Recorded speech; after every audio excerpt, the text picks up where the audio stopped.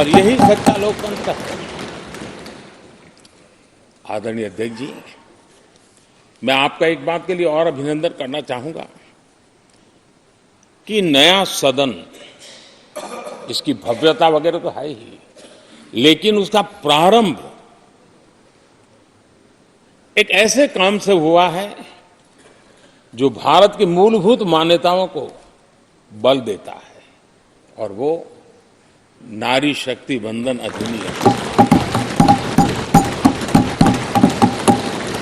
जब भी इस नए सदन की चर्चा होगी तो नारी शक्ति वंदन अधिनियम, इसका जिक्र होकर के, यानी एक, और भले ही वो छोटा सत्र था लेकिन दूरगामी निर्णय करने वाला सत्र था।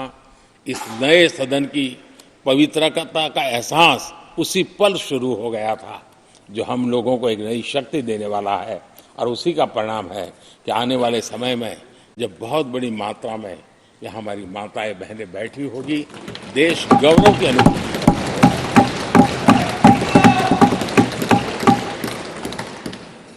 3 तलाक, कितने उतार चढ़ाव से हमारी मुस्लिम बहनें इंतजार कर रही थी। अदालतों ने उनके पक्ष में निर्णय किए थे, लेकिन वो हक उनको प्राप्त नहीं हो रहा था। मजबूरियों से गुजारा करना पड़ रहा था। कोई प्रकट रूप से कहें, कोई अप्रकट रूप से कहें, लेकिन 3 तलाक से मुक्ति का बहुत महत्वपूर्ण और नारी शक्ति के सम्मान का काम 17वीं लोकसभा ने किया है। सभी मान्य सांसद, उनके विचार कुछ भी रहे हो, उनका निर्णय कुछ भी रहा हो, लेकिन कभी न कभी तो कहेंगे कि हाँ, इन बेटियों को न्याय देने का काम भी करने के समय हम वहां मौजूद हैं। पीढ़ियों से होता यह न्याय हमने पूरा किया है, और वो बहनें हमें आशीर्वाद दे रही है। आदरणीय अध्यक्ष जी, आने वाले 25 वर्ष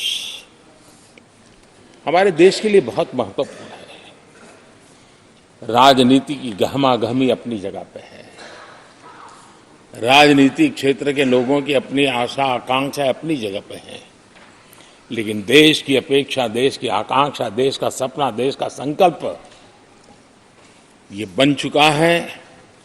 25 साल वो हैं जो देश इच्छित परिणाम प्राप्त करके रहेगा।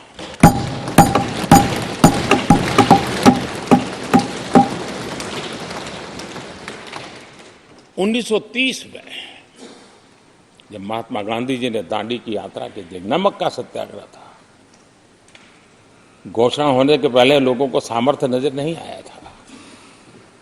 चाहे स्वदेशी आंदोलन हो, चाहे सत्याग्रह की परंपरा हो, चाहे नमक का सत्याग्रह हो, उस समय तो घटनाएं छोटी लगती थी, लेकिन 1947, वो 25 साल का कालखंड, उसने देश के अंदर वो जज्बा पैदा कर दिया था। हर व्यक्ति के दिल में वो जज्बा पैदा कर दिया था कि अब तो आजाद होकर रहना है। मैं आज देख रहा हूं कि देश में वो जज्बा पैदा हुआ है। हर गली मोहल्ले में हर बच्चे के मुंह से निकला है कि 25 साल में हम विकसित भारत बना के रहेंगे। इसलिए ये 25 साल मेरी देश की युवा शक्ति के अत्यंत महत्वपूर्ण कालखंड है, और हम में से कोई ऐसा नहीं होगा जो नहीं चाहता होगा कि 25 साल में देश विकसित भारत न बने। हर किसी का सपना है। कुछ लोगों ने सपने को संकल्प बना लिया है, कुछ लोग शायद संकल्प बनाते देर हो जाएगी, लेकिन जुड़ना हर एक को होगा। और जो जुड़ भी नहीं पाएंगे और जीवित होंगे तो फल तो जरूर खाएंगे। ये मेरा आदरणीय अध्यक्ष जी, ये 5 वर्ष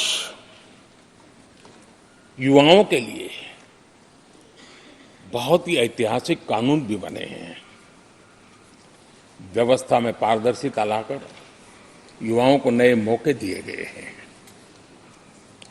पेपर लीक जैसी समस्या जो हमारे युवाओं को चिंतित करती थी, हमने बहुत ही कठोर कानून बनाया है ताकि उनके मन में जो सवाल या निशान था और उनको व्यवस्था के प्रति उनका गुस्सा था, उसको एड्रेस करने का सभी माननीय सांसदों ने देश के युवाओं के मन के भाव को समझ करके बहुत ही महत्वपूर्ण निर्णय किया है।